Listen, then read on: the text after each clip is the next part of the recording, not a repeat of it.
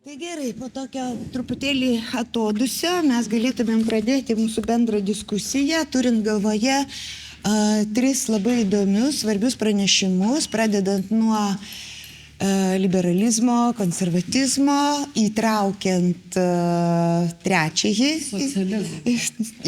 ir ideologinį momentą, ir kairėje kryptį, socializmą ir, aišku, su šitais dalykais turbūt yra susijusi ir arba susijęs, kitaip tariant, mūsų sektoriaus, mūsų lauko, kultūros, meno ar scenos menų, ekonomikos faktorius, kuris tarsi lyg ir galima būtų irgi savotiškai taip pripažinti, kad jis irgi nėra nesvarbus, o veikia nepaprastai ryškiai ir kartais netgi iškreipdamas ir paties lauko, ir netgi mūsų tų tokių įvardytų lygiai taip pat kaip konservatyvumu teatro, ar meno, ar kultūros lauko, ar liberalumu, ar netgi to paties lauko posūkių į tam tikrą vėlgi vienokią ar kitokią ideologinę kryptį.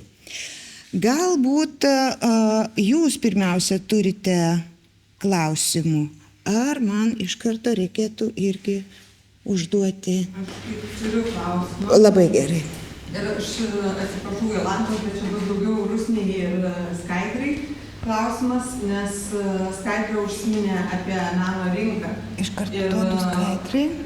Ir buvo, tiesiog, kad prieš 20-30 metų buvo labai populiaru kalbėti ir orientuotis į tą meno rinką ir, žodžiu, rinkos aspektas buvo labai svarbus. Man labai įdomu, aš tiesiog pati šiek tiek susidūriau savo studijose su šito klausimu, tai kai mes kalbam apie menus, tai apie kokias rinkas mes kalbam. Ir nežinau, čia galima iš vizualiųjų menų, bet man aišku labiausiai įdomu apie teatro rinkas, kokios tos teatro rinkos yra pakalbėti. Kur čia galėtume, kur teatre mes galime išvalyti rinkas, gal jokia rinka neegzistuoja iš tikrųjų. Galiu pradėti? Tai atsakant į jūsų klausimą apie rinką, aš priminsiu, kad kalbėjau gal daugiau apie tą retoriką ir diskursą. Kitaip tariant, tiesiai šviesiai tu negali pasakyti, kad einu į Pilies gatvę ir parduodu už kažkokią sumą savo instaliaciją, kurios ten nieks nesupranta, ar paveikslą, kurį supranta.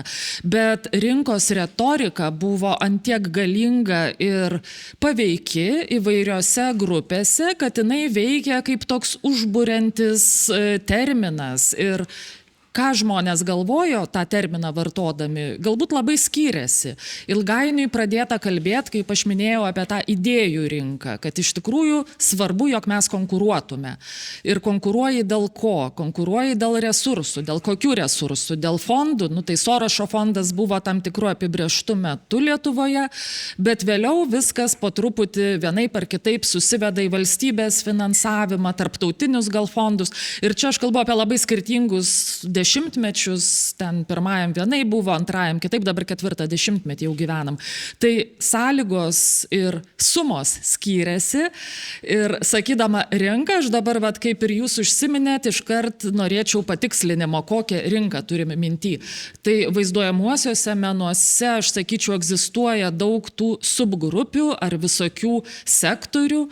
Yra tie, kurie tikrai pardavinėja paveikslą tiesiogiai ir galbūt ten toj meno mugėj, kuri yra jau nebe Pilies gatvė, bet Art Vilnius, tarkim, ten vienaip yra kolekcionierių, privačių, kurie perka, bet yra tiesiog dalyvavimas parodose, iš kurių nieks neperka, bet tai yra reputacija turintys renginiai, prestižiniai ir taip pat galim traktuoti kaip savotišką rinką. Tai čia aš tiesiog pereinu į Rusnės galbūt tą potėmę, kai jau rinką pradedama traktuoti ne tiesmukai, perku, parduodu, bet per kažkokias tai vertes, kurias nustato surprise kultūros tarybos gairės ir visokie ten nuostatai, kiek už ką gauni ir kam kiek sumoki. Ir čia, jeigu tuos dėmenis visus įvestume, kiek moki atlikėjui, ten tam autoriui, už autorinės teises, kokią nuolaidą pritaikai bilietams, tai mūsų sektoriai žiauriai skiriasi, nes tarkim ten dailės finansavimas yra labai mažas palyginus su kino, pavyzdžiui, sritim, kurios reikalavimai yra visiškai kitokie. Nu, kaip sakant, 3000 eurų gavęs tu kino turbūt nesukursi, dailės projektui įmanoma, bet čia jau pernelyg skirtingi dalykai būtų. Nežinau, ar atsakiau, bet jo, Rusnė. Nes aš gal truputėlį dar pratęsiu, kuomet mes apie scenos menus kalbam ir kai kalbam apie rinką, kalbam apie produkto pristatymą vartotojui, tai yra vienas dalykas, mes galim kalbėti apie paklausos pasiūlos dėsnius ir galim kalbėti apie žiūrovų susidomėjimą, atėjimą ir tam tikrus dalykus, bet man atrodo, kitas yra įdomus dalykas, kuomet yra jau ir pats spektaklis kaip produktas yra pristatomas festivaliam, kuratoriam, įvairiose tarptautinėse erdvėse, kuomet jau tas tavo užsakovas, pirkėjas yra ne atskiri individai, kurie kartu susirenka ir ateina pažiūrėti spektaklio, bet yra kuratorius, kuriam tinka į programą ir kuris nusiperka visą to spektaklį tam, kad tu jį nuvežtum vienur ar kitur. Tai čia atsiranda ir tie dalykai. Ir iš tikrųjų, kaip ir būna ir vizualaus meno mugės, tai būna irgi įvairios mugės scenos menų, kuomet irgi įvairiais formatais, ar kaip vitrinos, kad yra pristatomi darbai, ar pristatomos darbų ištraukos, ar net iš viso ten pristatomas stenduose, ar kokiu nors kitų formatų, kuomet visi susitinka ir bando jau pasižiūrėti, kur tas savo darbas galėtų atsirasti. Ir galbūt aš čia dar vieną tokį truputėlį papildysiu, kas irgi, man atrodo, yra labai įdomu, bet tas ir galvojimas, ir kalbėjimas apie rinką, nes aš čia kaip ir užsiminiau apie tai, kiek menininkai galvoja, kam jie kuria, nes man atrodo, kad, tarkim, dabartinėse šalies kontekste, aš gal tik apie dramą negaliu pasakyti, bet man atrodo, kad kalbant apie šokį, tikrai matosi tam tikros tarptautiškumo strategijos. Irgi žiūrima, kas veikia, kas neveikia, ką galima pritaikyti, kas po to būtų galima, ką būtų galima išvežti, nes čia kaip ir kalbėjau aš apie tos rodiklius, kad pas mus yra šiaip labai mažai vartotojų ir jeigu jau nori didesnio matomumo ir didesnio poveikio į savo darbą, tada jau reikia tarptautinį lygį.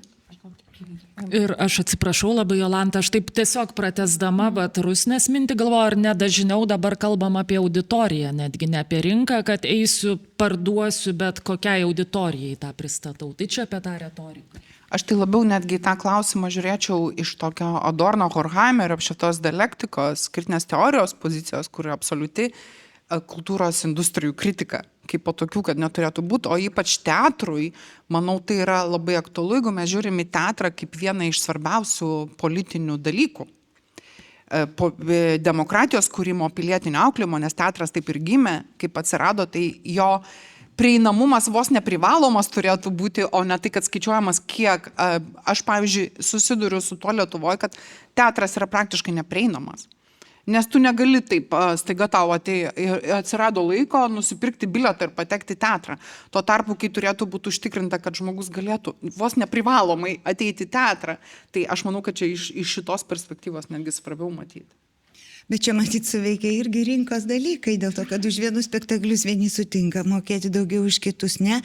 Bet aš norėčiau tada irgi ir Skaidros Rusnės, nes kyla toks klausimas prie visų kitų. Juk ar galima sakyti, kad scenos menų rinka, ar scenos meno, ar teatro rinka jūs laikote konservatyvesnė negu, sakykime, kitų menų rinka? Dėl to, kad tas konservatyvumas, jisai leidžia iš tikrųjų atverti tuos atverti tą lauką, iš tikrųjų sukuriant papildomą vertę. Jeigu mes kalbėtumėm apie liberalesnę rinką, kuri yra susijusi su iš tikrųjų tą prekinę vertę, tai vadinasi, jeigu pasirenkami daugiau turinio turintis spektakliai, kaip jūs irgi sakėte, tai ne visi juos perka. Ar galima pačią rinką skirstyti, ar jai negalioja, sakykime, liberalumo ir konservatyvumo tam tikri apibrėžimai? Tai turbūt galima, nes Rusnės minėtas gal Domino teatras kaip pavyzdys būtų, tai tas nori eini, nori neini ir kažkodėl daug kas nori ir tie bilietai išperkami, ne? Tai čia gal ir būtų tas konservatyvusis modelis, kur nereikia daug ugdymo, nereikia kažkokio ten edukacijos proceso ir jis egzistuoja. O nežinau, tiesą sakant, Rasa, nebent patikslintum, kas būtų tas nekonservatyvus ar liberalus rinkos modelis. Nes... Man regis, kad Domino teatras būtų puikiausias neoliberalistinio teatro pavyzdys, kaip tik nekonservatyvaus teatro. Jis veikia grinai tokia gig ekonomikoje, ta prasme, jo tikslas, jo viršuždavinys yra finansinė nauda. Tai jis nėra subsidijuojamas ir finansuojamas, jis nesaugo jokių tradicijų, tai aš įdėčiau kaip tik į kitą spektrą. Nes jis išsilaiko grinai rinkos sąlygom. Jo. O tai prie ko jūs priskirtumėt?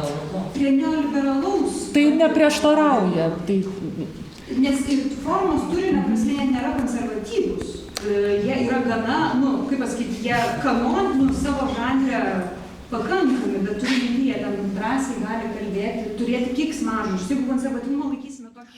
Ne, mes tiesiog nesusišnekėsim, nes mes kalbam apie žiauriai skirtingus dalykus ir vartojam tuos pačius terminus ant viršaus apie bile ką. Tai aš gal patikslinčiau neoliberaliąją kultūros politiką traktuoju kaip tą, kuri naudoja galbūt tokį labai ir avangardinį, gal konservatyvų žodyną. Prieš valstybės rėmimą nukreipta, bet yra remiama valstybės ir tas viskas yra okei.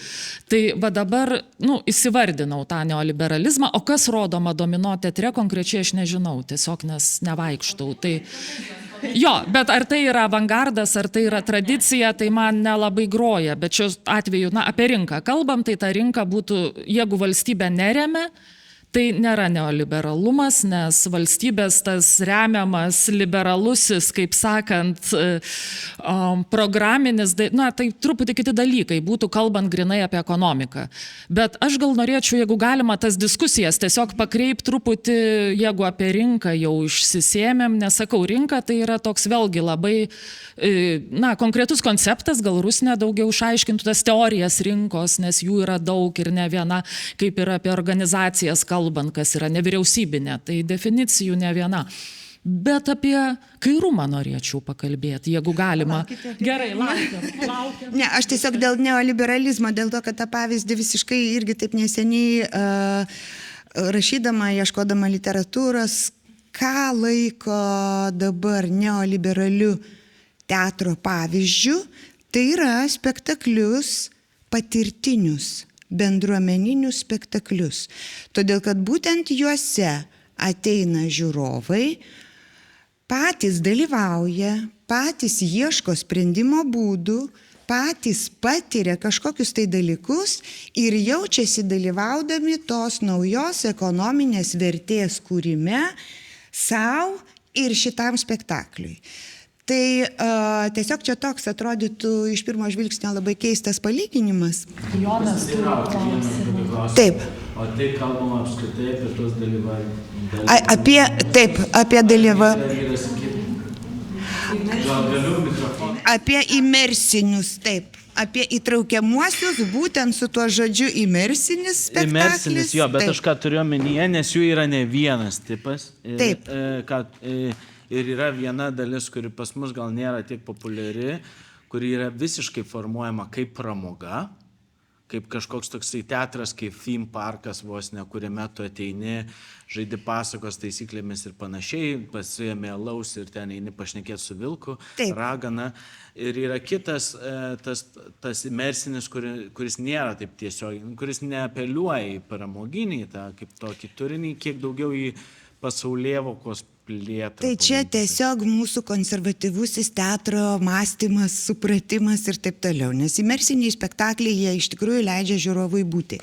Ir kai Rusnė paminėjo Pauliaus Markevičiaus vienas su vienu, ar ne, tai ir lygiai taip pat yra neoliberalaus teatro pavyzdys, todėl kad šitas žiūrovas, kuris ateina, jisai ieško, kaip daugiau jam patirti, už tą, ką jisai sumokėjo už tą spektaklį. Aš žinau vieną pavyzdį, konkrečiai vieną asmenį kultūros laukui žinomą, kuris nusipirko tą bilietą kaip į eilinį spektaklį. Taip.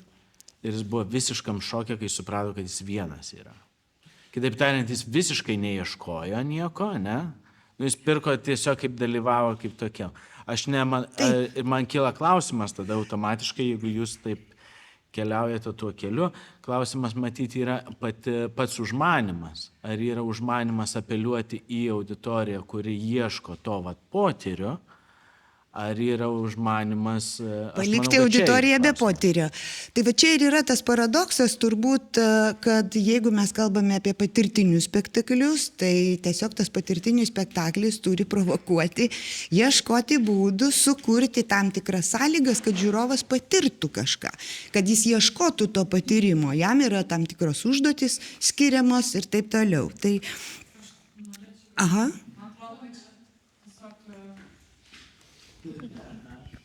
Gal tas, man atrodo, Lukašas Tvarkovskis yra toks menininkas, kuris būtinai šitam neoliberalistiniam prodiuseriniam teatre gali būti paminėtas ir pavyzdys kaip valstybės finansuojamas pavyzdys, nes kuria valstybiniuose teatruose šitą produktą, kuris iš esmės yra skirtas susidomėjusiems investuoti į tą patirtį žiūrovams, išskiriantis tuos žiūrovus kaip kažkokius norinčius patirti kažką neįprasto, bet ir pritraukiantis privačias lėšas dailės teatro atveju Latvijoje. Tai va čia, man atrodo, dar netgi tai, kad yra ir valstybiniai, ir privatus atsiranda pinigai, ko galbūt Lietuvos patyriminiuose spektakliuose. Galbūt per rėmėjus egzistuoja, bet tokia, jo, sakyčiau, kai kalbama yra apie rinką, aš manau, kad tai yra žaidėjas su savo prodiuserinė komanda, kuris žino rinkos, iš esmės formuoja tą rinką ir žaidžia joje. Alma. Aš tik labai trumpą norėjau pasakyti, kadangi buvo užsiminta apie Domino teatrą ir aš tikrai atsiprašau, jeigu šiek tiek atsilieku jį stebėdama, labai iš tikrųjų seniai mačiau, bet manau, kad Domino teatras yra absoliučiai konservatyvaus turinio pavyzdys ir tiesiog elementariausiai veikiantis kapitalistinėje rinkoje pavyzdys. Aš neįvardinčiau jo kaip neoliberalaus, klausydama jūsų neoliberalizmo apibrėžimų. Tai tiesiog čia tokius, kad koleliu susidėti vienas variantas būtų Tvarkovskis, kita skalės pusė, kur yra konservatyvumas tiek turinio, tiek vadybinė prasme. Ar liberalų spektakliai nebūtinai jie yra konservatyvūs temų paieškų ir visokių eksperimentų, sakykime, atžvilgių arba prasme, arba kryptimi.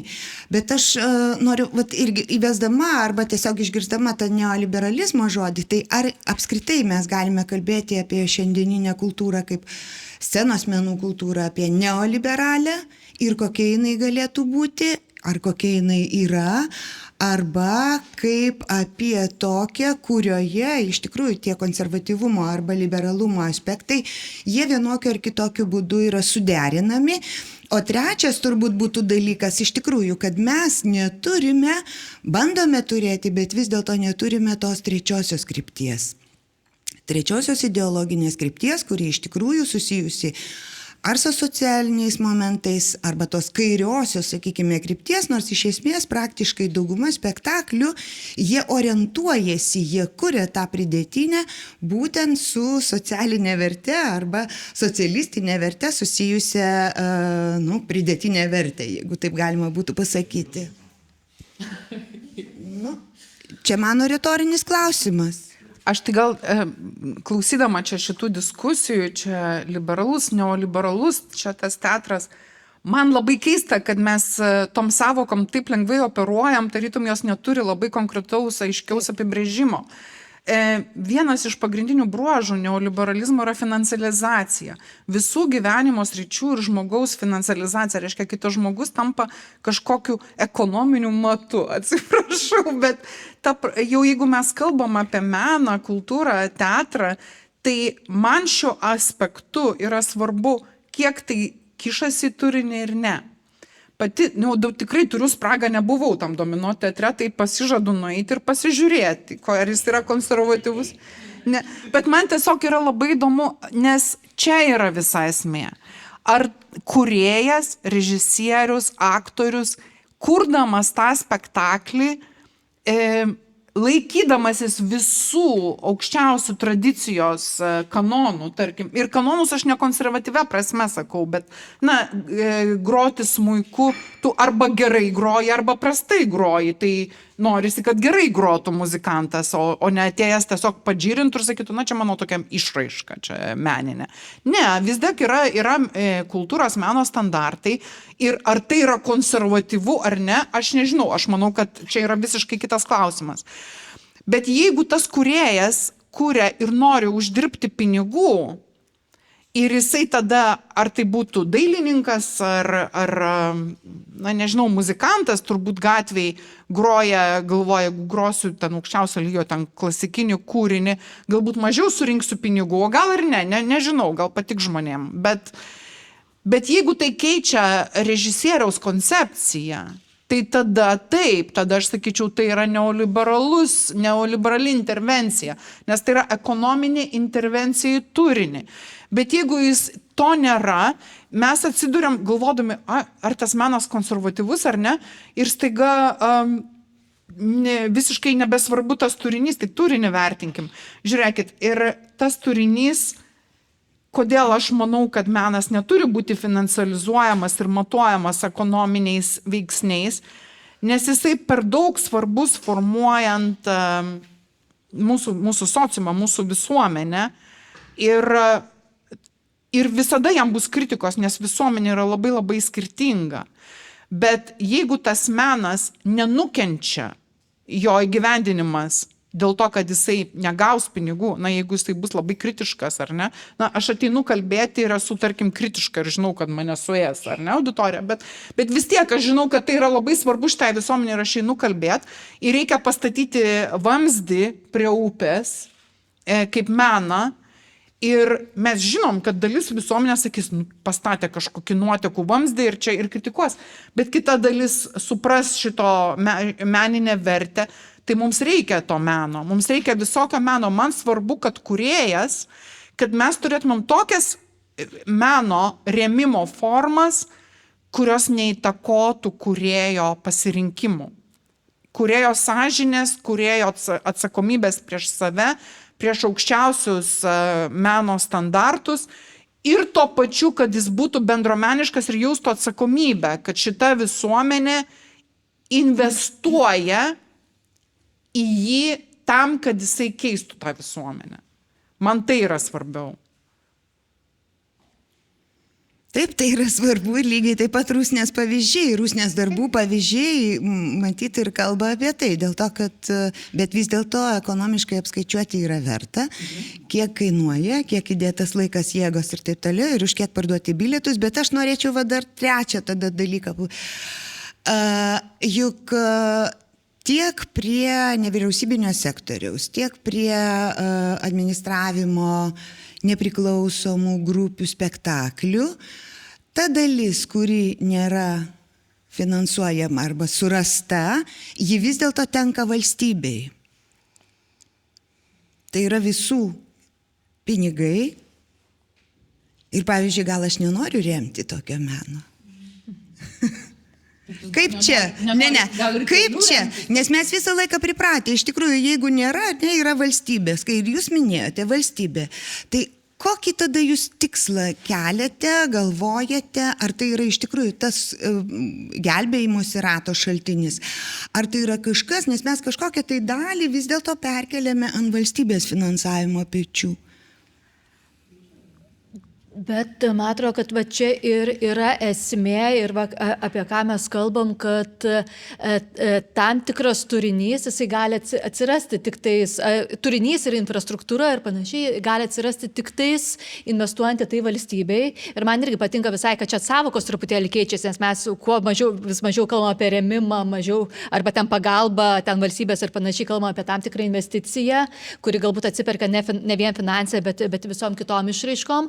Bet man atrodo, čia bendrai yra svarbu kalbėti ir čia truputėlį gal pildau, kalbant apie ir kūrėjo tam tikrą atsakomybę, nes ypatingai scenos menuose, tarkim, režisierius, jisai statydamas spektaklį, jisai iš tikrųjų dirba su labai didžiuliais resursais. Ir jį iš tikrųjų yra investuojama labai daug, ten pradedant nuo visų kūrėjų, scenos technikų, medžiagų ir visų kitų dalykų.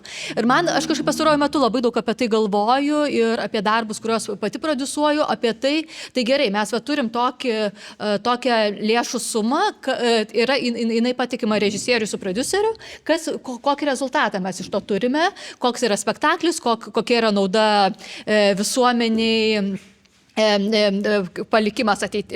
kažkoks palikimas ateities kartom ugdomasis dalykas ir panašiai, kaip auga dėl to kūrėjas. Tai man tas vis atrodo svarbu. Aš nežinau, kas apie tai turi galvoti. Ar tai daugiau turi galvoti prodiuseris, ar tai apie tai turi galvoti ir menininkas, bet apie tą atsakomybę valstybės pinigų. Iš esmės, ir tos valstybės investicijos, mūsų visų bendrai investicijos, tam, kad vienas ar kitas kūrinys atsirastų. Taip, labai laukiu. Man apskritai yra įdomu šitą diskusiją tokiu klausimu. Dėkui Skaidrai už priminimą 90-inių ir tolesnių metų.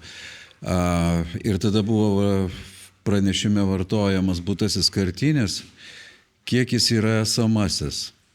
Ir dabar mes Rusnė parodė Floridą, kuris buvo linksniuojamas 2005 metais mūsų susirinkimuose ir nevyriausybinių, kūrybinių industrijų vėl ta retorika ir panašiai.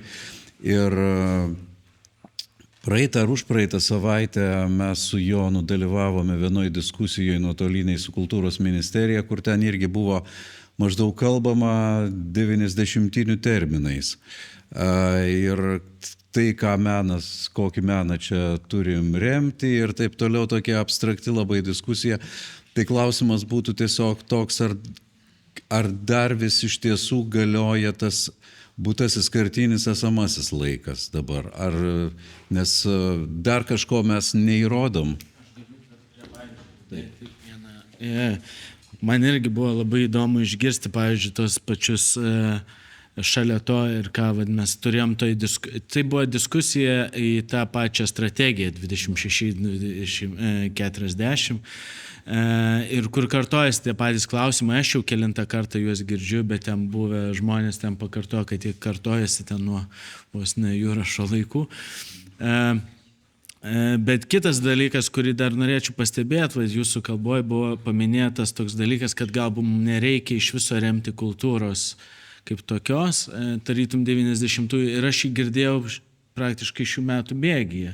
Ne vieną kartą diskusijose ir vienas iš tokių diskutantų yra toks podcastas Politika LT Jakilaičių ir ten yra toks Ignas Dilys, gan žinomas verslininkas, kuris ten pradėjęs yra gan įdomiai kvestionuoti kultūros kampus, kultūros politikos, kilmę ir panašiai. Ir man tarytum ta diskusija, ar diskusijos ten, kad apskritai mums reikia atsisakyti valstybinio finansavimo, palikti tokiai visiškai laisvai rinkai, per tą kanalą ir panašius kaip tokius, jie tarytum grįžta. Tai man įdomu, kiek mes ar negrįžtame su 90-ųjų logika šiek tiek šiandieninių tų kriptovaliutos, IT sektoriaus viso šito fone, ateinančių naujosios tokios, pavadinkime, ekonomikos. Ir gal dar šalia to, jeigu čia telpa į tą, man yra įdomu ir kita to reikalo pusė, ar mes priklausydami nuo valstybinių lėšų patys neįklimpam į tokį biurokratinio aparato dalį, kur patys praradom dalį verslumo, ką verslas galėtų iš tiesų mus išmokyti gerųjų savybių, kaip pavyzdžiui, kaip plėsti, tai kaip prisitraukti daugiau lėšų įvairesnės būdais, kaip ieškoti fondų, kaip ieškoti partnerių, tinklaveikos, visi tie patys 90-ųjų dalykai. Tai ar mes šiek tiek likę valstybiniam labai stipriai priklausome nuo valstybinio finansavimo, nepalikom ir dalies tokių verslumo pamokų. Gal čia toks klausimas. Ačiū už išsamų klausimą ir atsakymą tuo pačiu, nes tikrai dalykai kartojasi, retorika apsisuka ir vėl staiga remiasi tas pačias vertybės, kurios atrodo jau labai senovinės. Prie tų konservatyviųjų, šauniųjų apžvalgininkų galėčiau ir konkretinti pavardės. Kultūros ekspertas Audrius Bačiulis kalbėjo prieš Chaltūros ministeriją ir ten jau nevardinsiu gal visų iš eilės tų komentatorių. Jūsų minėtas Ignas Dilys pavardę gal žinot jo kilmę ir jo, jis kaip ir iš kultūros, bet ir iš Maksimos kilęs tuo pat metu, ir iš maratono. Ir tų dalykų, kuriuos jis rašo, kartais tenka matyti pasiskaitytai. Kas yra kultūra? Bingo, tada galim vėl atsiversti tą Wikipediją ir vėl skaityti iš naujo, kas tai yra, koks tas žodis ir kokia jo kilmė. Ir jis taip gal bando kažkokią edukaciją čia pravest, bet Delfio skaitytojam. Tai aš nežinau, ar visi kažkaip jau iš kultūros lauko gal truputį ir daugiau dalykų žino. O aš gal taip pritardama, ir ką Vaidas klausė apie būtąjį kartinį ar būtąjį dažininį, sakyčiau, kad tikrai yra dėsningumas, bet jisai, tas atsikartojimas priklauso ir nuo labai ryškių tokių geopolitinių aplinkybių. Tai Jonai, kai jūs kalbat apie tą, ėjimą, jūs jaunesnės kartos žmogus, gal įsivaizduojat, kad viskas dar vyksta geryn, aukštyn ir kaip... Būtent, tai man irgi tas ateina įspūdis, kad tam tikrų metų mes galvojam, kad viskas gerės, nes mes ėjom kažkada į Europos Sąjungą, priėjom, pasiekėm ir dabar einam dar toliau, sienos atsiveria. Bet iš tikrųjų pasaulis užsiverinėja, didelė dalimi lemia mūsų savijautą šiandien tokie reiškiniai kaip trumpizmas, pandemijos, karas, žodžiu, vyksta kažkas visai kito. Ir kai žmonės sako, kad ta kultūros taryba gal irgi čia nelabai reikalinga, nes pinigus siurbia. Yra šalių, kur nėra kultūros tarybos, tai jūs tik pasidairykit ir ten viskas okei. Tai kai atrodo menininkam, pripratusiam prie to augančio galbūt, ne tai, kad finansavimo, bet kokybės klausimo, meno išraiškos prasme, žmonės prisivažinėja, mato, žino, kaip atrodo geri renginiai, jie kainuoja ir vis daugiau. Dabar suprast, kad to viso gali staiga nelikti, yra labai sunku, bet taip gali būti. Tai aš čia nenoriu kažkaip labai pesimistiškai pabaigti, bet esmė, kad mes, atrodo, gyvensim vis geriau, bet tarkim, neliks kultūros tarybos, finansuos reiškinius tam tikrus kultūros ministerija, kaip kažkada ir buvo anksčiau. Kas bus kultūros ministras, klausimas. Tai tada ir staiga mes atsiduriam, nežinau, jeigu ne Vengrijoje, tai gal kažkur, jeigu ir neblogiau. Kitaip tariant, saugokim tai, ką turim ir čia gal galim praeiti ir pro tuos klausimus, kuriuos ir Jolanta palėtė, tokius globalesnius truputį, ir kairės, ir, nežinau, dešinės ten paradigmų darbotvarkės, nes ką reiškia neoliberalumas teatre, kalbant apie meną išraišką, aš tikrai nesuprantu, nes tą definiciją pasakiau, o išraiškos gali būti įvairiausios, tai čia ne tame esmė, ar ten imersinis teatras neoliberalus ar koks nors kitoks. Bet ką darysim su kultūros protestu, norėčiau paklausti Jolantos. Aš tai ir reaguodama ir iš tos klausimus ir pasisakymus, galvoju, pamenu 2006 metais, kažkada, kai buvo ten Šimašius arba ten Steponavičius, Goda Steponavičienė, kai aiškino, kad menininkas, kai jisai neparduoda meno, jis turėtų įti kasti griovius, o kodėl jisai čia kitoks yra. Bet iš tikrųjų čia mes ir akcentas turi būti dedamas, kad tiek akademikas, tiek menininkas, jisai kūrėsi ir kūrė ne tik tada, kai jisai rankoje laiko teptuką ar vaidina scenoje. Jo darbas yra visada.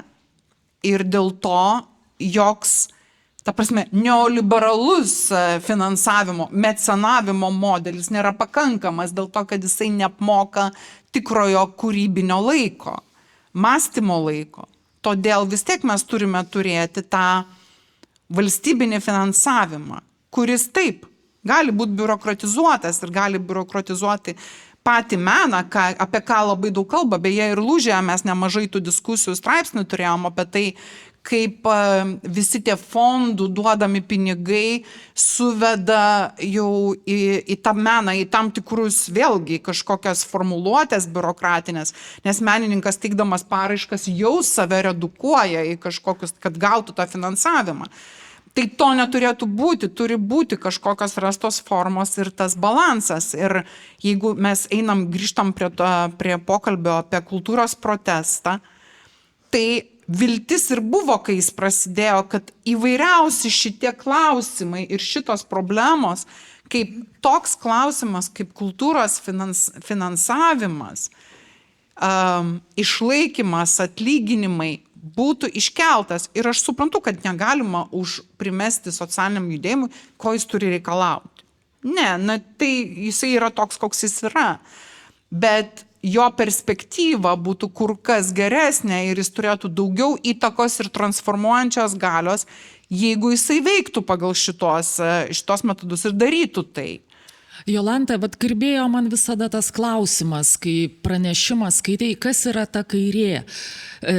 Jeigu taip eksplikuotum, tai yra konkretus žmonės, kolegos, ar tai yra socialdemokratija, nes mes turim socialdemokratiją ir tai yra kairė, ne?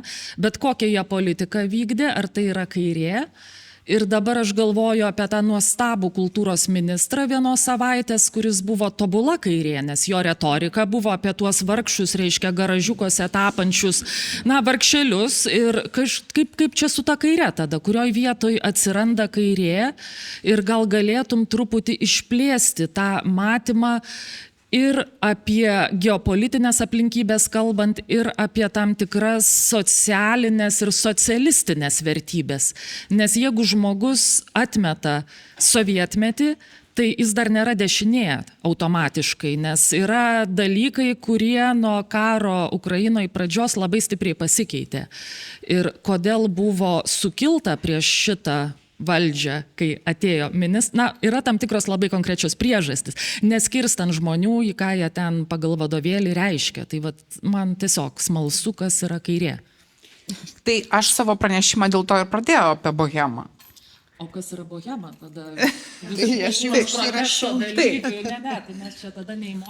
Ne, tai aišku, kad tai kalbėjau ne apie kažkokius konkrečias asmenybės visų pirma, bet apie tam tikras grupės, politiškai, visuomeniškai, aktyvistiškai mąstančias grupės Lietuvoje, kurie vis dėlto, nepaisant to, kad yra už kultūrinę vaizduotę ir ją plačią ir tokią emancipuojančią, bet tuo pačiu, kurie pasigėdo, to prasme, norintis tam tikro vektoriaus politinio, kad tai būtų nukreipta į keitimąsi, į sąlygų gerinimą, į tos pačios kultūros situacijos gerinimą. Bet susidūrė su tuo, kad buvo kalbama apie moralizuojančią poziciją.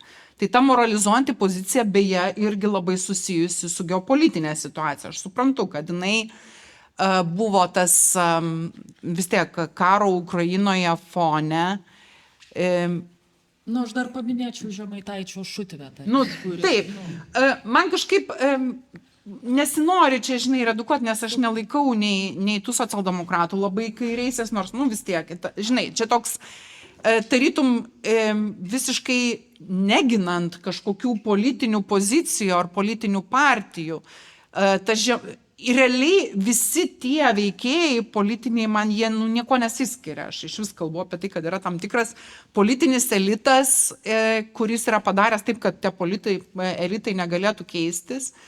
Ir jie veikia savo tam lauke. Ir tai Žemaitaitis taip, jisai su savo, kaip tu sakai, šutve, aš sakyčiau, su savo tą partiją, kuri sulaukė labai nemažai palaikymo visuomenėje.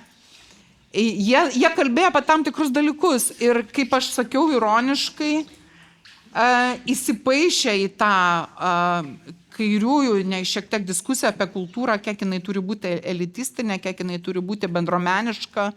Ir kad reikėtų galbūt remti ne tik valstybės finansuojamus, tarkim, teatrus, bet ir bendruomeninius, regioninius, kodėl jie neturėtų būti remiami. Ir čia jau neinant į tą diskusiją pačią, nes iš tikrųjų čia daug labai tų nuomonių ir argumentų už ir prieš. Bet taip, gerai, karo fone vėlgi ten labai daug skaidėsi nuomonių ir taip toliau.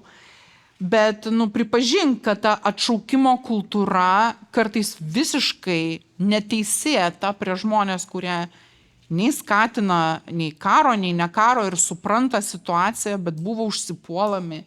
Atsirado baimės kalbėti, baimės kritikuoti kultūra. Tai aš manau, kad mūsų demokratijai tas laikas buvo didžiulis išbandymas iš tikrųjų. Didžiulis išbandymas, kiek kritiški, savikritiški, kiek mes norime augti, kiek mes galime girdėti savo pačių intelektualų ir menininkų mintis ir nuomonės.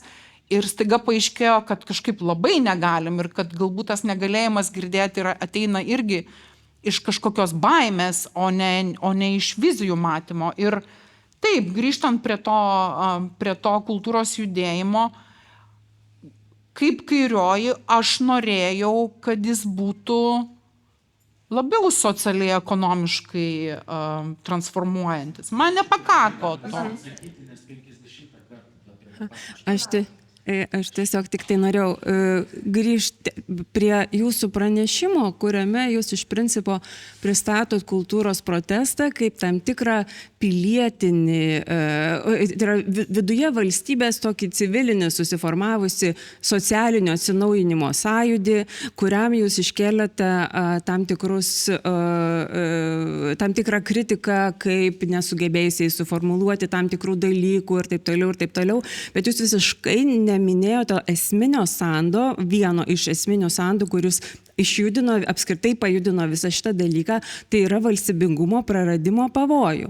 Ir galima kalbėti kaip tik norit, ar gali būti, kad tas pavojus buvo kai kieno suprastas kaip pernelyg didelis, kai kieno kaip pernelyg mažas, čia jau taip sakant skalės reikalas. Bet šitą sandą išbraukti ir nematyti, kad tas judėjimas, kuriam aš niekaip nepriklausau, tik prijaučiu, kad jisai būtų turėjęs laiko suformuoti kažkokį tai bendrą kultūros politiką atnaujinančią programą, tiesiog tai buvo, situacija buvo visai kita ir manau, kad tas lyginimas su sąjūdžiu, kuris man irgi daugeliu atveju buvo labai ant ribos einantis ir sakykime, galbūt net kartais ir manipuliatyvus, bet nematyti to esminio dalyko, kad tiek sąjūdį, tiek šitą judėjimą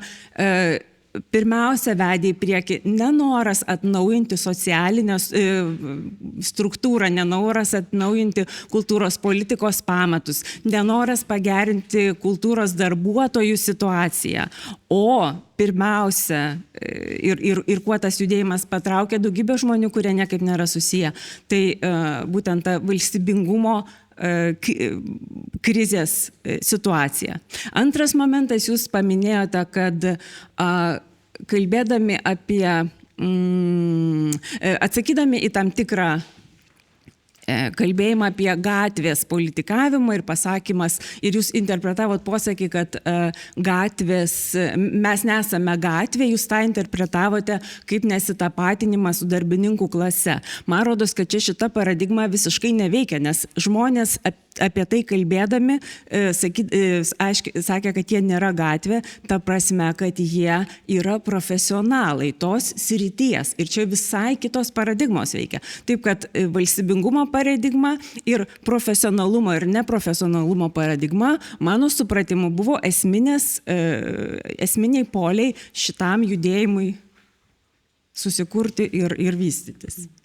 Tai aš galiu tik tai trumpai pridėti, kadangi esu tos nelemtos kultūros protestų iniciatyvinės grupės narys ir mano reikalas, kaip mes ten darėm, kokias klaidas darėm ir ką gerai padarėme, kas blogai padarė, jūsų reikalas tirti, tai žiūrėti ir patyrinėti ir pačios esat buvę diskusijose su mūsų nariais ir buvo masė dalykų, apie kuriuos kalbėta ir visą laiką mes esame atviri tiem pokalbėm ir tiesą pasakius skatinam visus jungtis prie tų dalykų ir tą patį gipsą ir visus kitus ir netgi kelti papildomus klausimus. Ir aš nekomentuosiu galbūt viso, kas ten vyko ir kas nevyko, bet vieną dalyką, kurį noriu pasakyti, nes jis buvo transliuojamas ne vieną kartą. Buvo labai svarbus pats pirmas pačiai pradžioje ir esminis strateginis žingsnis, remiantis visų žmonių, kurie tenai atsitiktinai papuolė į tą grupelę, kurie ėjo į ministeriją, į vyriausybę, buvo aišku žingsnis nelipti į ekonominę pusę. Ir mes po to ne kartą apie tai kalbėjome. Tai yra pagrindinė vieta, kur mus skaldo kaip lauką. Visą laiką tą darė aš 16 metų vaikštau, 10 metų atsiprašau, nuo 2016 vaikštau po skirtingus koridorius su teatro įstatymu, su kitu ir panašiai. Ir žinau, kaip ta dalis skaldo grupės. Ir to pasekoje atskiros asociacijos keliavo su tais klausimais. Ir ėjo iš tos pačios keli nariai ir iš mūsų tos asamblėjos, kitos asociacijos, kurios asocijavo grupę žmonių, ėjo ir derino tos klausimus jau pasibaigus šitam didžiajam skandalui. Bet mūsų pati pirminė pozicija buvo ne kartą ištransliuota nelipti į tą dalį dėl to, kad tai bus ta dalis, kuri mūsų tą vienybę kažkokią sujauks. Ir mes stovėjom su ta vertybinė pozicija. Ir čia nereikia, ir ten tikrai, aš suprantu, kodėl jūs matote ten politinius dalykus, kai irgi 10 kartų ant mūsų pyksta ir dešinė, patikėkit manim. Ir jie kelia tuos pačius klausimus. Ir to pačio finansavimo, ir kodėl mes jų neleidžiam ant scenos, ir kodėl ten dar kažko ir dar kažko. Tai yra daug šitų procesų, jie vyko stichiškai ir stovėjo visiškai kitoje kovoje. Kitas dalykas, ko aš prašyčiau, kad jeigu jūs tyrėte tą dalį, atsižvelkite į tai, kad mes buvom politiniai kovoj ir dar visi esame joje. Ir politinė kova nestovi dėl kairės dešinės šitoje vietoje. Toj pačioj iniciatyviniai grupiai mes nuolat virčiamės tarp šitų pusių ir tarp skirtingų vertybių ir panašiai. Politinė kova stovėjo dėl to, ar mes išlaikysim valstybingumą ir savo tasą, kaip pačią, kaip tokį. Ir čia toje vietoje mes buvome.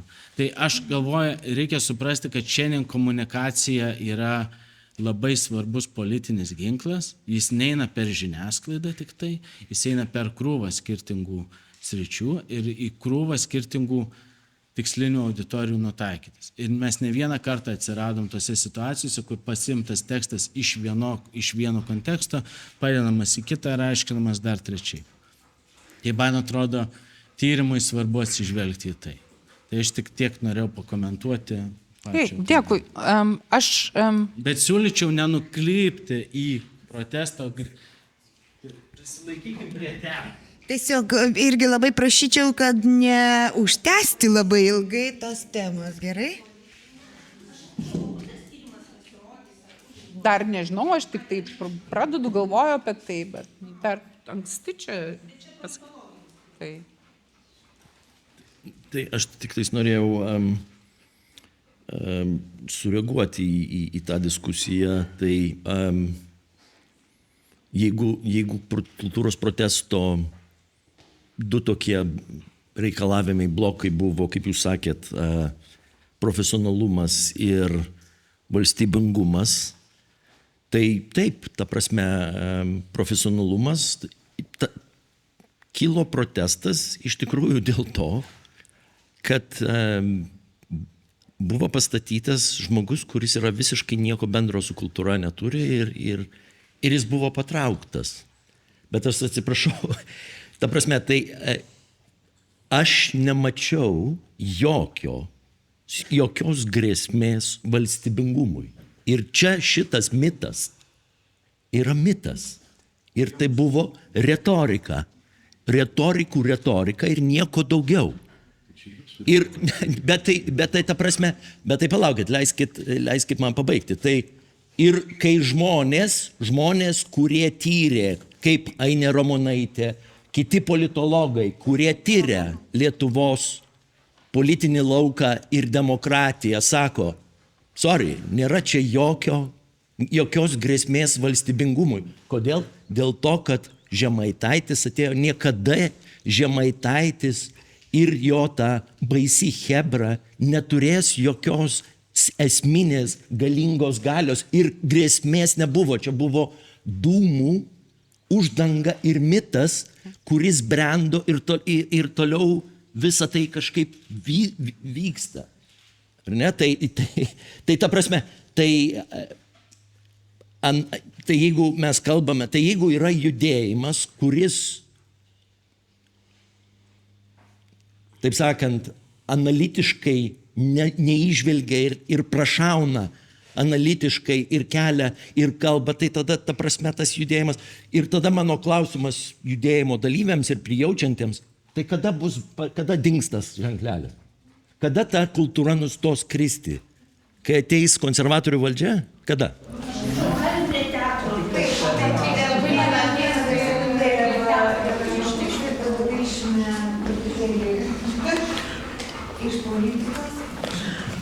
Tai aš gal pamėginsiu tokį grįžimą į teatrą padaryti su klausimu irgi iš Jolantos Bielskienės pristatymo, dėl to apskritai apie tai, kas kalba ir kieno kalbėjimas tampa legitimus. Nes iš vienos pusės atrodo, kad šitą visuomenė, kuri išrinko Nemuno aušrą, kažkaip yra legitimizuojama jūsų pranešime, kai tuo tarpu visuomenė ateinanti į protestus tampa apgauta, kažkokios konservatorių suviliota, ar tai vadinanti save kaire, kaip sakė ta jaunuolė, bet iš tikrųjų jinai ten nėra kairė. Ir tuomet klausimas yra, koks yra akademikų ar, tarkim, menininkų, kaip jūs įvardinot, tos bohemos vaidmuo. Ar tai yra tie, kurie yra, kaip jūs sakėte, duoda kalbą darbininkams, ar vis dėlto tai yra darbininkai? Ar kaip mes galim kalbėti, ar mes galim išeiti iš tos dinamikos, kad yra kažkoks profesionalas, kuris susako, kas čia kairė, kas čia dešinė, kas yra apgauti, kas yra neapgauti, kieno balsas yra legitimus, kieno nelegitimus. Ir kaip mes galim, tarkim, ar apskritai gali darbininkai patys kalbėti? Ir ar apskritai produktyvus skirstyti į bohemą ir darbininkus? Tai va.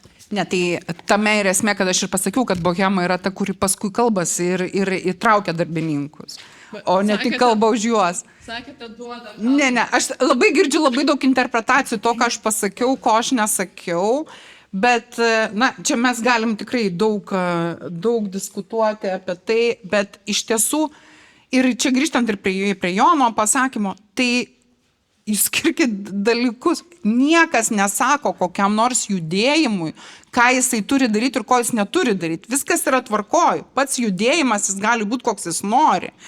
Bet jisai yra reikšmingas ir svarbus savo pasiekimais ir kiek visuomenė jį reaguoja. Taip, kiek iš tos reakcijos yra naudos.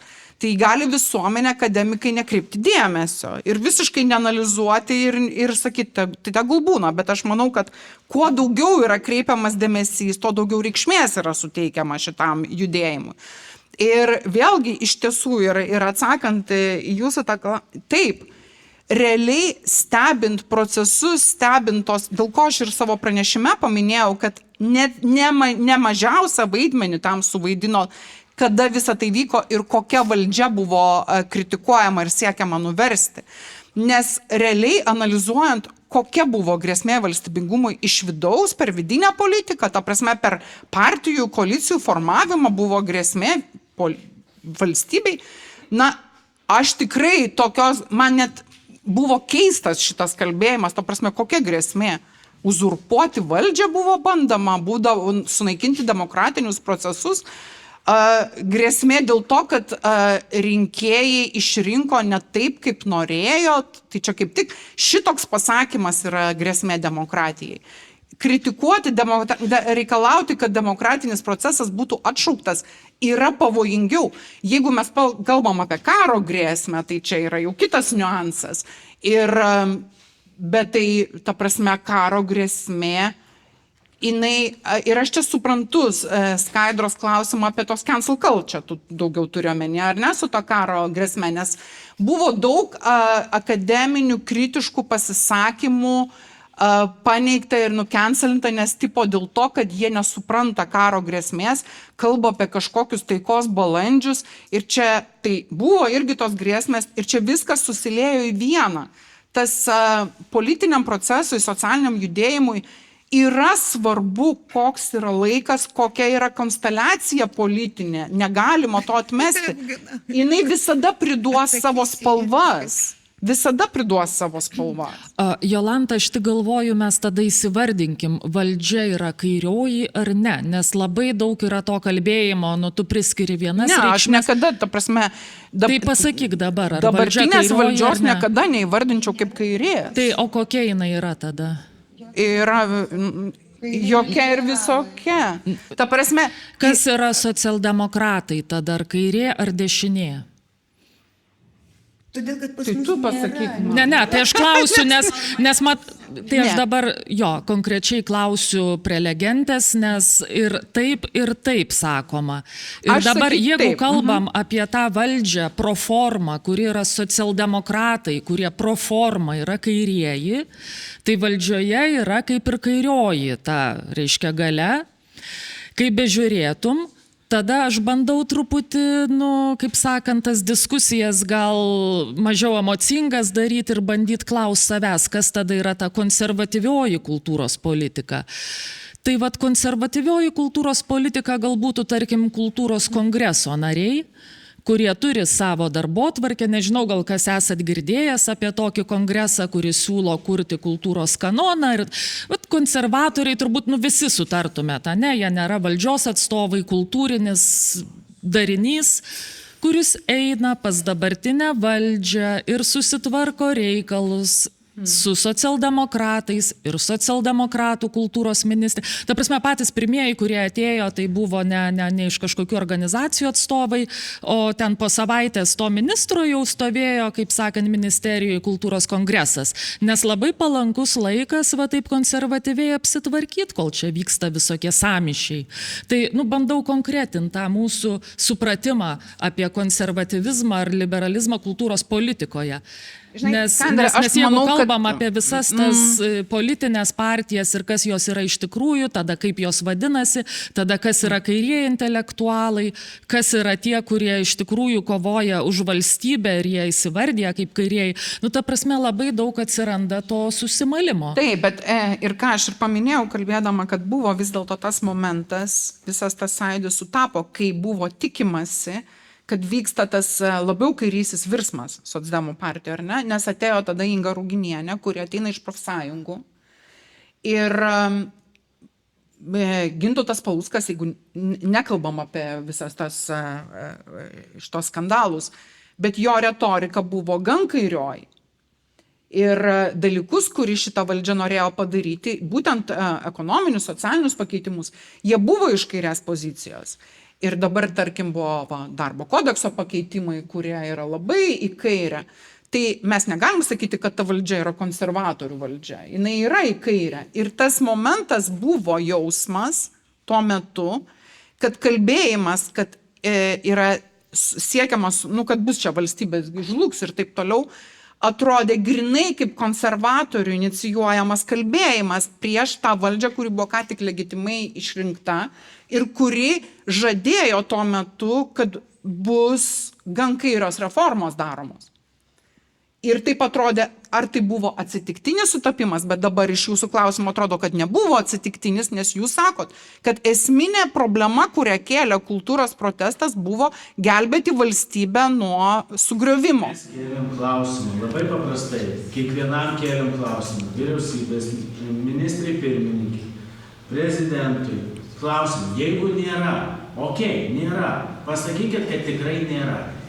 Legitimus klausimas, viskas tvarkoja. Taip. Nei vienas, nei ministrė pirmininkai, nei Lietuvos Respublikos prezidentas, nei jos patarėjai nepasakė. Taip, labai prastai tvarkėsi. Tiesą sakant, jie tragiškai tvarkėsi. Taip. Remdamėsi patirtimi, kurią mes žinom iš kolegų profesionalų Vengrijoje, Čekijoje, Slovakijoje, Sakartvele ir panašiai. Mes kėlėm klausimus tuo pagrindu. Ne iš to, kad mes susigalvom, staiga, kad ateis čia kažką padariau.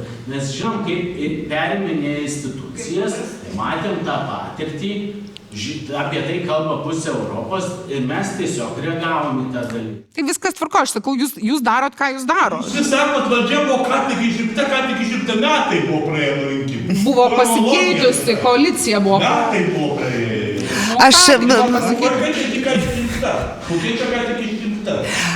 tiesiog norėčiau. Aš labai įdomiai čia papasakoju, kad jūs važinėjot po Lietuvą ir girdėjot, kiekvienas žmogus sakė, kad balsuos už bet ką, bet tik prieš konservatorius. O dabar važinėjot po Lietuvą ar ne? Ne.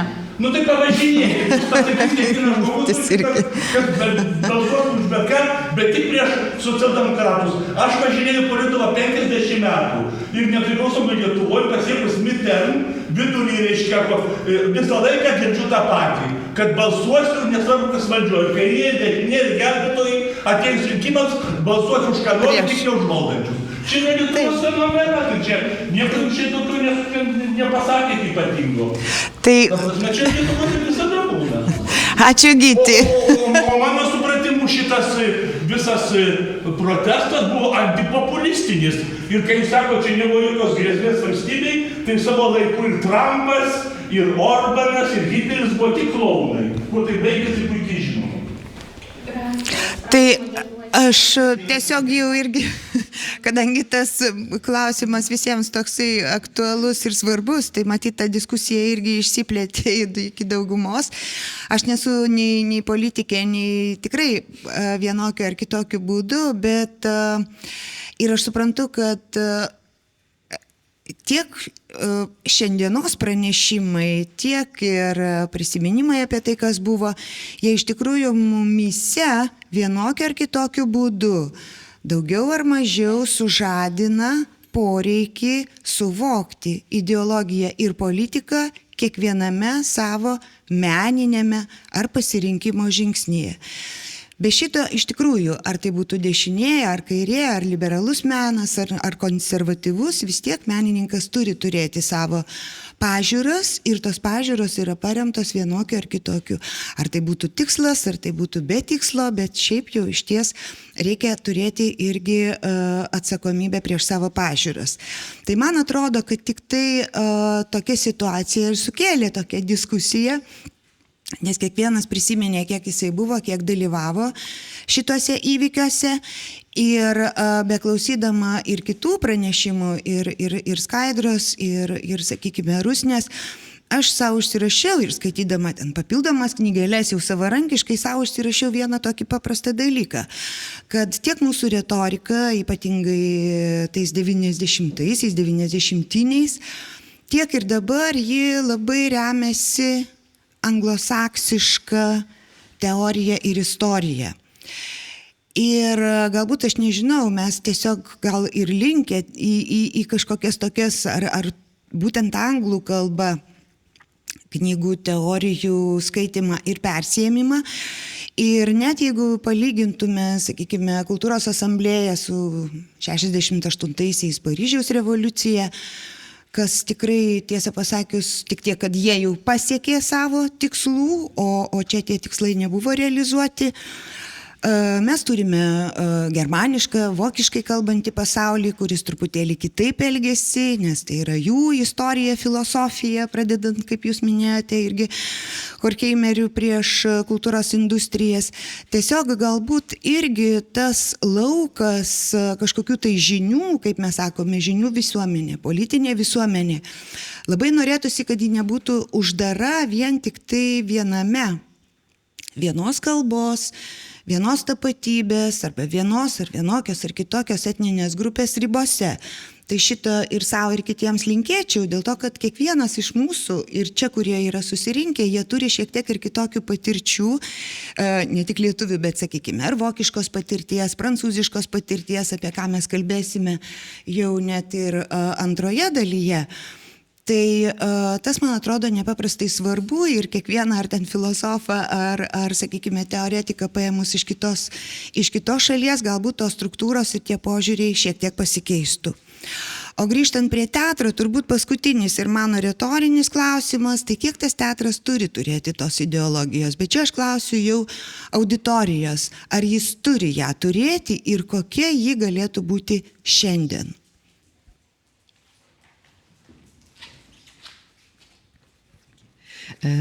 Ačiū. Aš norėčiau iškelti, reaguojant, atliepti ir prezentacijas ir iškelti klausimą, jog mano manimu, mes turime galvoti apie vertę, kurią sukuria šiuolaikinio meno kūriniai. Ir vėlgi, kalbant apie ekonominę naudą, kadangi šiandien pradėjome skaičiuoti tarsi ekonominį potencialą vienų ar kitų spektaklių, mes šiuo atveju, Rusne, jūsų tyrimą sekėme iš keinsistinės perspektyvos, jog paklausa yra ekonominis variklis. Vis dėlto, galbūt aš kelčiau klausimą, ar tas spektaklis vienam žiūrovui jis nėra efektyvus, kas yra ir atliepia šios dienos temą, kad galbūt vienam žmogui surezonavo tam tikra mintis, kuri įkurs pokyčius, kurių mes visi laukiame, ar pakeis tam tikrą mąstymą. Tai va, kalbant apie ekonomiką, yra terminas alternatyvieji kaštai. Tai mano klausimas, kaip ta vertė, kurią sukuria meno kūrinys, galėtų būti pasiekta vienu ir kitu būdu. Ir tada vėlgi klausimas yra apie alternatyvius finansavimo šaltinius, ką šiek tiek Eglė minėjo, apie mecenatystę ir apie tai, ar mes galime kitais būdais pasiekti tą patį rezultatą. Tai va, kalbant apie rinkodarą, aš kaip profesionali menininkė ir turinti ilgametę patirtį komunikacijos srityje, pastebiu, kad komunikacijoje rinkodaroje mes vis labiau nueiname nuo FMCG, greito vartojimo prekių mąstymo, kalbant apie komunikaciją ir pateikimą ir vartojimą kultūros kūrinių.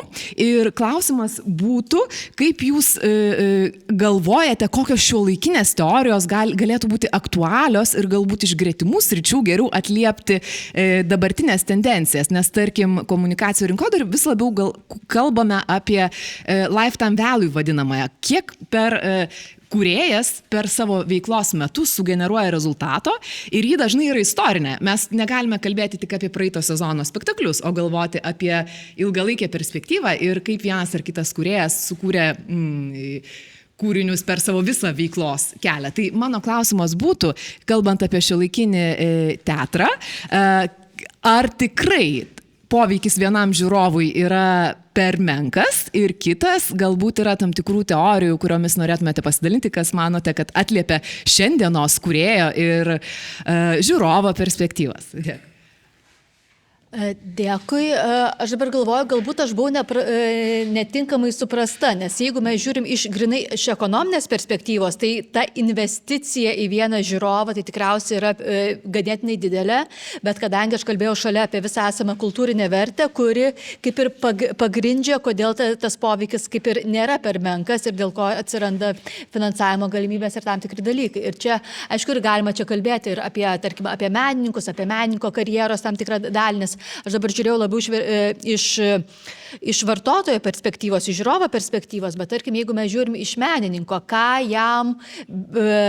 jam duoda galimybę eksperimentuoti, sukurti kitokį darbą, sukurti darbą, šiuo atveju vienam žiūrovui, turėti tą susitikimą su vienu žiūrovu ir panašiai, kaip tai veikia jo kitus darbus, kaip tai veikia, jeigu mes matom, kaip tai veikia vieną menininką, tai tuo pačiu tai veikia visą šalies kultūros lauką, kas su tuo vyksta. Ir čia yra tam tikri tokie ilgalaikės analizės. Aš iš tikrųjų šitą labai norėčiau daryti ir pas mane yra tam tikrų minčių, būtent analizuoti menininkų karjeros tam tikrus etapus ir pasižiūrėti iš, jeigu vėlgi grįžtame į ekonomikos terminus, iš pasiūlos pusės, kaip jinai atsiranda, kaip jinai formuojasi ir va būtent ką vieni ar kiti etapai duoda menininkui, ir kaip sakau, tai tampa tada toks platesnis ir viso kultūros lauko investicija. Atsakydamas į Rasos klausimą apie menininko situaciją, tai tiesiog prisimenu tą pačią kultūros asamblėją, kur nustebino mane keli žmonės, visuomenės, ten iniciatyvinės grupės nariai, kurie sakė iš kino srities, iš kitur, sakė, kad jie buvo prisipažįsta per daug ilgai miegoję ir tiesiog nereagavo į politiką. Tai taip sakant, jeigu tu nesidomi politika vis tiek pasibeldžia pas tave. Ar mokesčiais švelniausiu atveju, ar dar kažkuo kitu. Tai čia galima cituoti mėgiamą Brechto 55 paragrafą apie tai, kad jeigu menas nepartinis, vadinasi, jis priklauso dominuojančiai partijai. Bet dar primenu, reaguodamas į tai, kad tarsi meno politiškumo pas mus per mažai, tai per mažai, bet čia klausimas, kas atsitiko, sakykime, su naujosios kairės atstovu. Turbūt tai vadinosi naujoji kairė 95, Martynu Budraičiu, kada jisai atėjo į nacionalinio postą ir manifestas buvo išrašytas griežtai kairiąją leksiką. Ir tik vėliau gerokai užsikūrė, bet vis dėlto užsikūrė ir aš manau, kad nemažai buvo tų pastatyta. Kodėl vėliau truputėlį nacionalinis teatras nusileido iki kažkokių kitų įdomesnių galbūt jam dalykų. Čia klausimas kaimyniai būtų. Ar tiesiog perduoti, kaip tau menininko atrodo? Jo. Ačiū, Vaidai. Rasa paklausė apie ideologiją, tai tas žodis ideologija, dabar aš neturiu savokos iš kišenės, negaliu išsitraukti, tai gal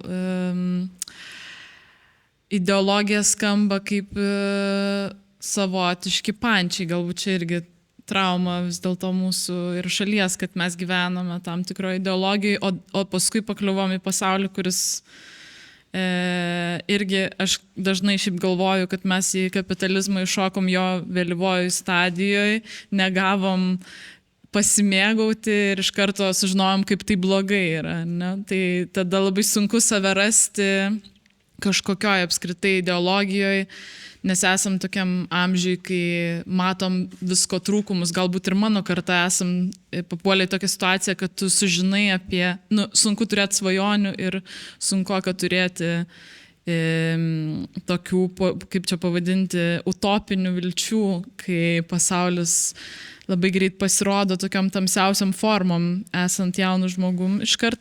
Tai dėl to žodžio ideologija man labai sunku priimti kaip, tarkim, kažkokio pozityvo turinčią savoką. Aš galvoju, kad teatras apskritai iš tikrųjų turi, galbūt esam situacijų, kur galim atrasti naujai savo politiškumą, nes jau kuris laikas išsivadėjo 2014, man atrodo, ar 13 prie Sirenų vykdavusi jaunųjų kritikų konferencija buvo apie politišką meną. Ir ten buvo kalbama apie tokius spektaklius kaip Visuomenės priešas, tai buvo tuo metu dar nauji kūriniai. Man regis, mes truputį dabar esam pakeliui į peržengimą suvokimo, tai kas politiško dabar buvo sukurta nebe prieš 10 metų, o dabar. Ir dar galbūt negalim to įvertinti. Mano kartos menininkai tikrai politiškai angažuojasi, man atrodo, vis labiau. Tačiau klausimas irgi yra institucijų. Ar institucijos suminkština ir augina abstrakcijomis tą ideologiškumą? Nes taip turbūt atsitinka dažnai institucijos viduje, kadangi yra ir auditorijos poreikiai ir taip pat daug lemia socialinių tinklų kritika. Tai, žodžiu, yra tiek daug sudedamųjų, kad, man atrodo, teatras dabar nelabai gali turėti kažkokią ideologiją. Iš esmės, man atrodo, mes esame etape, kur teatras labai turi surasti savo tapatybę ir ieško tos tapatybės. Apskritai vos ne visose klausimuose. Tiek ar mes galime apie meno vertę kalbėti kaip apie ekonominę vertę, ar kaip apie dvasinę vertę. Ar tas dvasinis klausimas nepasidarė visiškai juokingas ir nebeaktualus ir pasenęs ir taip toliau. Tai baigiant komentarą, jo, man atrodo, pernelyg neaišku, kad įsivardintume dabar. Aš apie tai iš principo kalbėsiu po pietų, šiek tiek tai, ką aš galvoju, kas tokios daugiau mano prielaidos yra, negu kad gal tyrimas, bet kodėl aš taip galvoju. Bet man atrodo, kad čia gal šitam ekonomikos failė visai įdomu būtų prisiminti ir tą dalį, kad teatre labai dažnai kūrim, ką ir Eglė minėjo, bendradarbiaudami su institucija menininkai. Šalia to tai yra kolektyvinis dar menas. Bendradarbiaujam su institucija, kuri yra dažnai finansuojama valstybinių lėšų. Valstybinės lėšos susijusios su, kaip ir Vaidas sakė, su dominuojančiam arba nedominuojančiam politiniam jėgom. Tai dar kuria, dar visa yra atskiri dalykai, kas tam, tarkim, ministerijos lygmeniuose vyksta ir panašiai. Ir man visą laiką kilo tas klausimas, ar nėra taip, kad tas mūsų nedalyvavimas, nekūrimas to politinio teatro, ar nėra jisai susijęs su to, kad mes esam tiesiogiai priklausomi, arba tiksliau bijom to nefinansavimo iš valstybės, ar iš kažkokių tokių dėmenų. Ir man toks klausimas, aš norėčiau jums užduoti, ar nėra tame, kad mes esam, kadangi dar toj pačioje inercijoje, su kinu savotiškai yra įvykę šiek tiek kitaip. Valentinas Masalskis kažkada man pasakojo apie tai, kaip jis piktinosi, kai jį nugriovė kino studiją, po to nuvažiavo, vaidino pas šiandieninius jaunus režisierius ir pamatė visai kitokią aikštelės kultūrą, ne apie alkoholį besisukantį dalyką, apie saugią aplinką, apie didelę pagarbą. Ir sako, blemba, gal gerai, kad mes sugriovėm tą kino studiją. Ir taip atsisuka į mane, sako, teatro tai nei vieną nesugriovėm. Ir tai mano klausimas, galbūt mes dar turim tą inerciją. Galbūt. Labai mes turime 5 minutės iki pietų, tai tiesiog mes galime palikti kitai diskusijai jau po antro pokalbio, po pietiniai, bet palaukite, vienas toks mažas momentas. Vokietijoje, nacionaliniuose teatruose, politinis teatras pilnai ir gausiai gyvuoja. Tiesiog mūsų gal ir tradicija kita, ne todėl, kad susijęs su institucija. Tai čia toks klausimas, sakau, aš nežinau, bet jis susijęs. Tai mes galėsim tada dar ir po pietų, visi lieka ir pakalbėti apie tai. Ačiū. Ačiū labai. 2 valandą pietus apačioje.